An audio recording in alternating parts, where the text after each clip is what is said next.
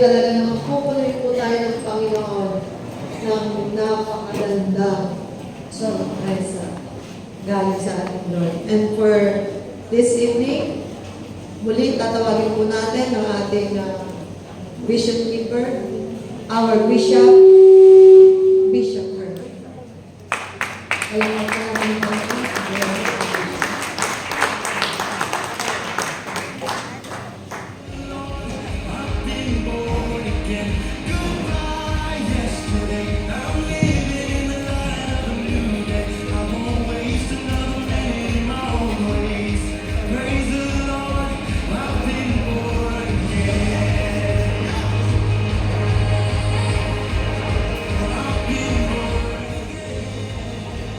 Hallelujah.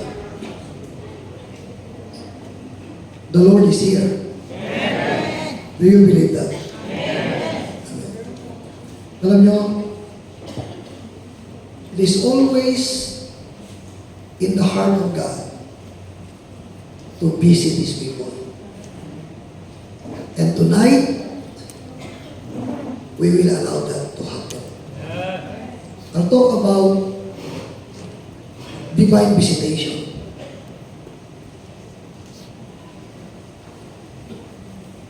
Kanina pa lang habang tayo nag-worship, I could sense the very strong presence of God here. Alam niyo mga kapatid, buhay ang ating Diyos. Hindi siya dekorasyon.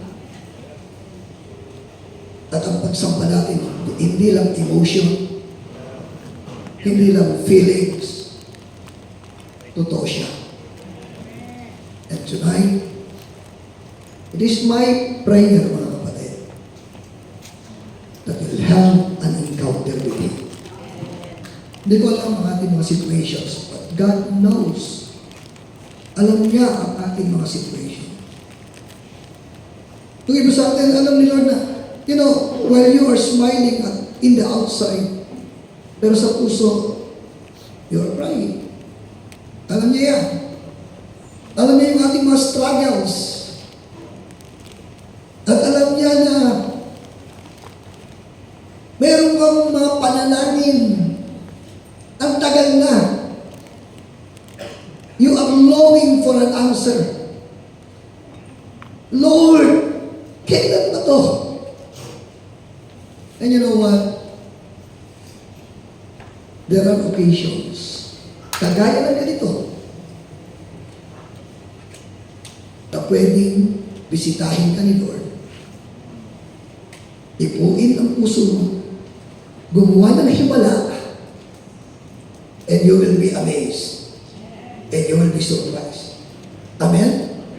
Sa Genesis 12, very familiar verse. Verse 1 to 3. And now the Lord had said to Abram, get out of your country, from your family, and from your father's house to a land that I will show you. I will make you a great nation. I will bless you and make your name great, and you shall be a blessing. I will bless those who bless you, and I will curse him who curses you. And in you, all the families of the earth shall be blessed. Alam mo, itong passage nito is just one of the many visitation sa buhay ni Abraham. Ang Lord hindi lang isang beses bibisita. Amen? At alam niyo po, the best thing that can happen to anyone is for the Almighty God to visit that person. Yun ang the best thing na mangyayari. Yung ikaw ay bisitahin ng makapangyarihan Diyos. Ay naabang tayo namin. Dapat natin yung, you are awesome in this place. Mighty God. Truly is awesome. Amen? Nabay namin natin kanina, the Lord could sing this. The awesome God is here. especially ng mga pastor ang narito. Alam niyo ba na tayo, ang mga pastor is very precious to God. Alam ba si Lord, grabe ang puso niya sa mga taong nagbigay ng buhay para sa Kanya, para ganapin ang Kanyang kalooban. Amen? At hindi nalilingit sa Lord ang ating mga situations. Alam niya yan. And I tell you, pag nakaranas tayo ng visitation ng ating Panginoon, your life can never be the same after that divine visitation. Yung mga pagbabago sa buhay natin, sa ating family, sa ating church, and even in our nation, ay darating na tiyak kapag binisita tayo ng ating Panginoon. Alam niyo po, sa tao, pag ang tao, pag ikaw laging bumibisita sa tao, bumisan magsasawaan ka. Di ba? Ano ba naman ito? Nato na naman. Pagbihira. Di ba yung gano'n? Kaya kung minsan sabi nga ng Proverbs 25:17, huwag kang laging mga pitbahay, huwag kang laging punta doon at pagsasawaan ka. Maiinis sa'yo. You can get weary of people visiting you, pero you can never get weary or tired kapag ang Diyos ang bumibisita. In fact, the more God visits you, the better your life. Kaya it is my prayer that tonight is one occasion na bababa ang manifest presence ng God at katagpuin niya ang mga uhaw na puso. Amen? Do you still believe in miracles? Naniniwala pa rin ba kayo na ang Diyos ay kumikilos ngayon? Kaya nga, ngayong gabi, it is my prayer. Tonight is revival night. Amen. Tonight is the night of the Holy Spirit. Amen? Walang po ang tao dito na ma-highlight. Si Lord. Kasi may gagawin siya sa buhay natin. And I'm sure of that. Alam mo si Abraham, si Abraham is the best example ng isang tao sa Bible na nakaranas ng continuous divine visitation.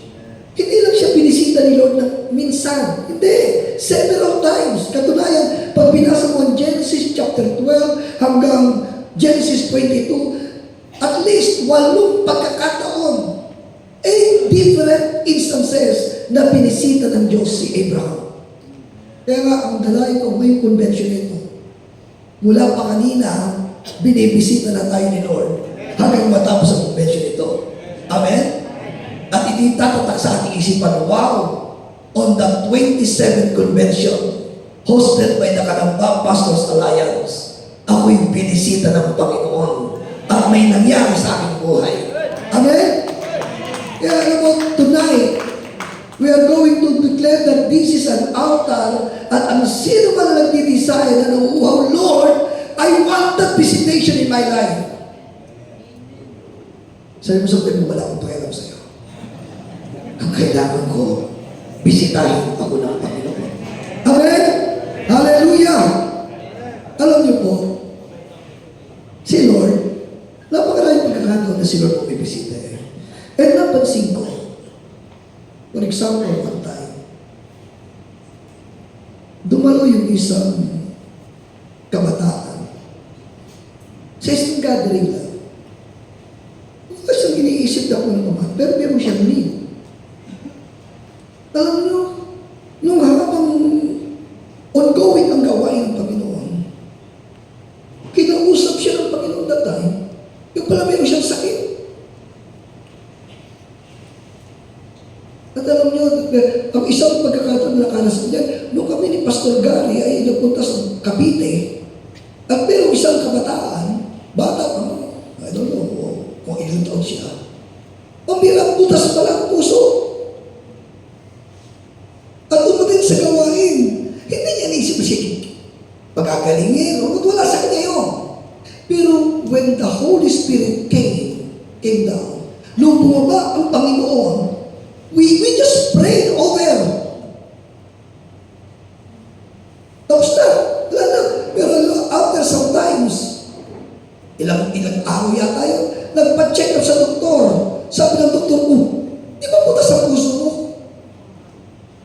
healed. At nung lumating kami noong one time, after ilang taon, pumunta kami yung Pastor Gary, ano sabi niya, Bishop, natatanda mo ba itong batang ito? Hindi ko nakatandaan. Ito yung pinag-pray kong puto sa puso. Dalaga na siya. Healed.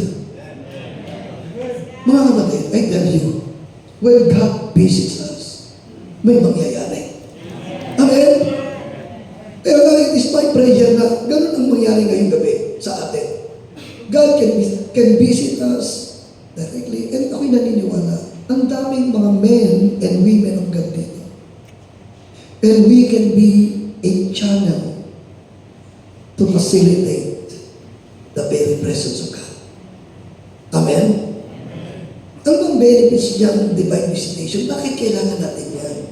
Kasi alam niyo minsan, alam ba itong ganitong convention? Alam niyo ba, sa ganitong gawain, I believe ang ating mga music ministers, hindi nila ginawa ito for granted.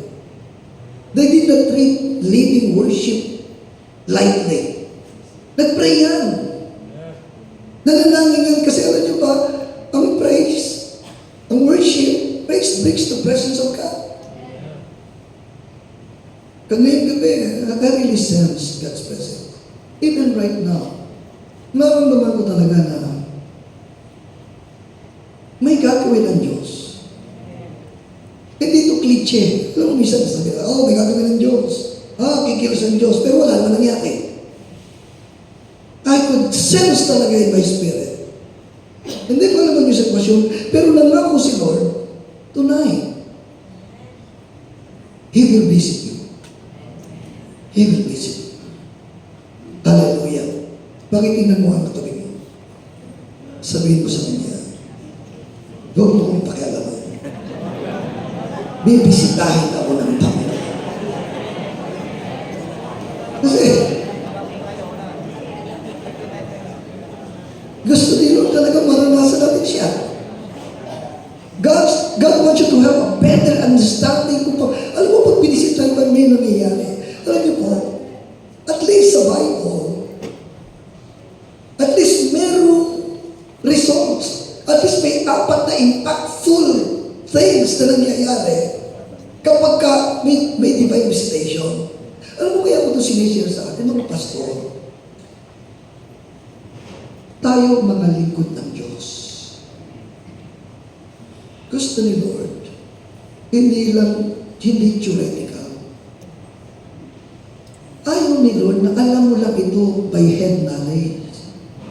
God wants us to experientially know our God. Amen. Yung totoo. Kaya nga ngayong gabi ay talagang prayer ko. First time, maranasan natin siya kasi totoo siya. Hindi siya nagbabago. Hindi niyo ba kung bakit hanggang ngayon matatag ang ating mga fathers in faith? Ang sila Bishop, Brother Eddie, taong mante. Ano sila? Kasi naranasan mismo nila ang visitation ng Diyos sa buhay nila. Not once, not twice. At yan ang gusto ng Lord na mangyari sa atin. Kasi, mga pastor, hindi ka basta-basta. Hindi ka pangkaraniwan. Hindi ka naman alien. Pero, hindi ka pangkaraniwan. Hallelujah. Alam mo, when God visits you, ang unang nakita ko dyan is that you will receive clear direction from God for your life. Pagka nagkaroon ng visitation sa buhay natin, makakatanggap ka ng clear direction kasi minsan may mga tao hindi clear ang direction. Meron pang iba nagpapastor, nagtatanong, pastor nga ba ako? Am I called to be a pastor? Alam mo sa Genesis 12:1, yung encounter, yung visitation ng God kay Abraham, sabi doon, now the Lord had said to Abraham, that was the visitation, that was, sinabi ng Diyos mismo. Nagkaroon sila ng, anong tawag doon? Pagbisita. Nag-usap si Lord. Ang sabi yan, get out of your country, from your family, and from your father's house to a land that I will show you. You know, when God visited Abraham, dito sa talata na yan, God gave Abraham specific instructions for his life. Anong instruction ng Lord sa kanya? Isang word, relocate. Sabi na, relocate. Yun ang word sa kanya. So, nagkaroon siya ng direksyon. Dati nandun lang siya sa Haran. Pero ang sinasabi ng Lord, dahil nagkaroon siya ng visitation, hindi ka uunlad yan. Nasa comfort zone ka. Akala mo okay na, pero hindi yan. I have more in store for you. You have to relocate. Yun ang sabi sa kanya. Now, mga kapatid, kumusta ang direksyon ng buhay natin? Baka may gusto kong sabihin si Lord sa atin. And even tonight, when we pray, alam mo, nilagyan naman sa akin na instruction. Yung mga anointed elders, mag-pray sa sino man sa atin. Na kinakausap ng Lord na, anak, may word ako sa iyo. Tonight, I believe God has a word. Kasi nga mga kapatid, itong ating ginagawa, hindi religion. Ang ating pinaglilingkuran, hindi patay na Diyos. At ang gusto ng Panginoon magkaroon ng upgrading sa ating buhay. Ang gusto ng Panginoon magkaroon ng breakthrough sa ating mga buhay. Ang gusto ng Panginoon makaalis ka dyan sa iyong sitwasyon o sa mga stagnation ng buhay natin. And God is speaking to us. Direction. Amen? Kasi a lot of people make decisions like gano'n, aalis o whatever, pero iba talaga sinasabi ng Lord. Kaya ang isang bagay na pag bumisita ng Lord, bibigyan kanya ng clear direction sa iyong buhay. So, kung meron sa atin dito na parang nagtatanong, who knows, tonight, pag ikay pinanalangin, may word sa iyo sa Lord. Nandaan niyo, wala tayong program ngayon kundi ang Holy Spirit. Kaya na-revival kayo. Actually, I don't know if it has something to do with our team. Pero ang team natin for tonight is the Holy Spirit. Yung presence niya, yung direction niya sa ating buhay. Amen? Dahil ang isa pang nakita ko dyan mga minamahal. Kasi sabi sa Isaiah 48 verse 17, thus says the Lord your Redeemer, the Holy One of Israel, I am the Lord your God who teaches you to profit, who leads you by the way you should go. Ang Diyos ang nagtuturo sa atin kung paano tayo gumanda ang buhay. Ang maglilig sa atin ng dapat ating puntahan. Amen? Kaya ang dalay ko ngayong gabi, bisitahin ka ng Panginoon. Alam mo, isa pang nakita ko na, alam nyo, hindi ako prosperity gospel preacher. Pero minatuklasan ko sa Panginoon. Divine visitation brings about divine prosperity. I don't know if you will agree with me, pero ang divine visitation, and this is the second point na gusto kong makita natin, it brings about divine prosperity. Sa Genesis 12:2, ano mo sabi ni Lord sa kanya nung nagkaroon siya ng visitation? I will make you a great nation. I will bless you and make your name great. And you shall be a blessing. And I will bless those who bless you. I will curse him who curses you. Alam mo, sa totoo lang, dapat katakutan ka ng mga tao na ikay salitaan ng hindi maganda. May kalalagyan sila. Kasi, I will bless those who bless you. Amen? Kaya sa mga pastor, hindi ako basta-basta nagkukomment o nagsasalita ng ano, kasi delikado yan. Amen. Sa Genesis 13, verse 14, and the Lord said to Abraham, after Lot had separated from him, lift your eyes now and look from the place where you are, northward, southward, eastward, and westward. For all the land which you see, I give to you and your descendants forever. And And I will make your descendants as the dust of the earth, so that if a man could number the dust of the earth, then your descendants also could be numbered. Arise, walk in the land through its length and its width, for I give it to you. On the day the Lord made a covenant with Abraham, saying, to your descendants I have given this land, from the river of Egypt to the great river. Now, ang nakita mo dyan, when God visits you, it will surely affect your finances. Hello? Kapag ka si Lord bumisita sa iyo, it will surely affect your finances. Isipin mo si Abraham, every time God visited Abraham, there was a significant improvement in his finances. So, tinabasahin nyo, so when magkakaroon siya ng encounter kay God, so when siya ibibisitahin ng God, may improvement, may increase. Eh, hindi naman mukhang pera sa Abraham. Actually, mayaman na siya. Diba, sa Genesis 12, verse 4 to 5, pagkatapos iwanan ni Abraham Haran with his wife, kasama si Lot, yung kanyang mga servants, meron siyang possessions eh. Hindi naman sila nagpunta doon na mahirap eh. Pero makita natin, okay naman siya financially. Pero mo, sabi sa verse 4, so Abraham departed as the Lord had spoken to him, and Lot went with him, and Abraham was 75 years old when he departed from Haran. Then Abraham took Sarah his wife, and Lot his brother's son, and all their possessions. Ibig sabihin may pera sila eh. Dala.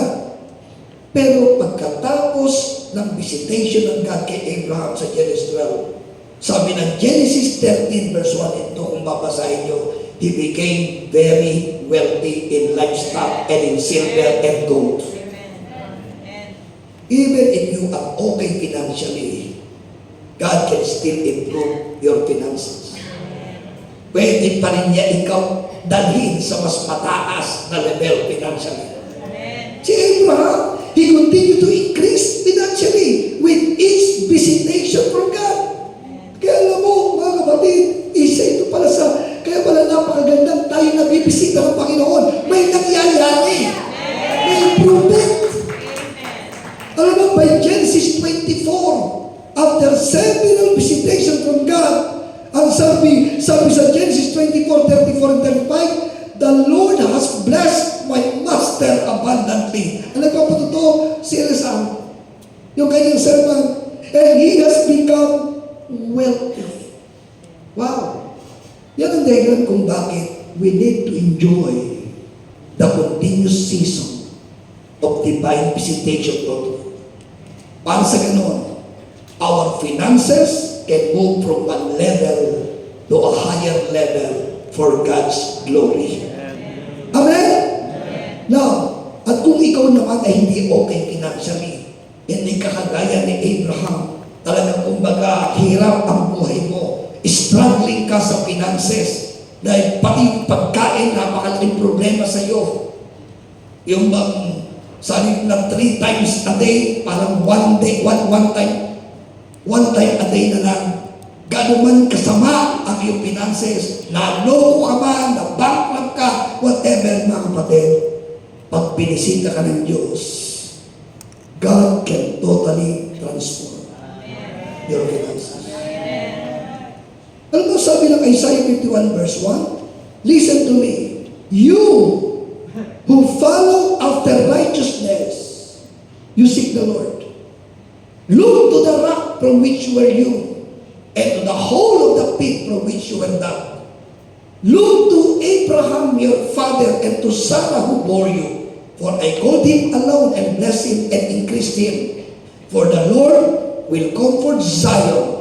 He will comfort all her waste places. He will make her wilderness like Eden, and her desert like the garden of the Lord. Joy and gladness will be found in it, thanksgiving and the voice of melody. Alam mo yung Isaiah 51 verse 1 to 3, ginamit ng Diyos yung patutuo, yung kung paano niya pinagpala ang kanyang anak na si Abraham to encourage others who needs financial upliftment. Anyone who is going through a very dry financial season. Kaya nga, alam mo po, ngayong gabi, kung kayo po ay mayroong problema sa pera, you need God's visitation. Alam mo sa akin, naniniwala ko na our God is a God of impossible. He can make impossible possible. Ganun din ba ang paniniwala niyo? Pero ito, it takes the very presence of God. It takes God's visitation, hindi emotion lang. Eh, alam niyo, sa totoo lang, tonight, nung ako'y nagpe-prepare, I was in a great struggle. Panginoon, will I share this? Sabi ni Lord, you share it. You share it. Share about my visitation. May gagawin ako sa aking mga anak. Amen? Hallelujah. Pakitignan mo ang katabi mo. Sabi mo, okay ka na nila. Alam mo sinasabi ng Lord dito? Ang parang sinasabi ng sa Isaiah 51, kung ano ang ginawa ko kay Abraham, kaya ko rin gawin sa iyo. I can bless you abundantly. So, ang Panginoon, bibisitahin tayo, and you shall enjoy divine prosperity in Jesus' mighty name. Amen? Hallelujah. And then, ang isa pa, kasi ayaw kong habaan ito, kasi parang I'm so excited na mag-pray for God's visitation, kasi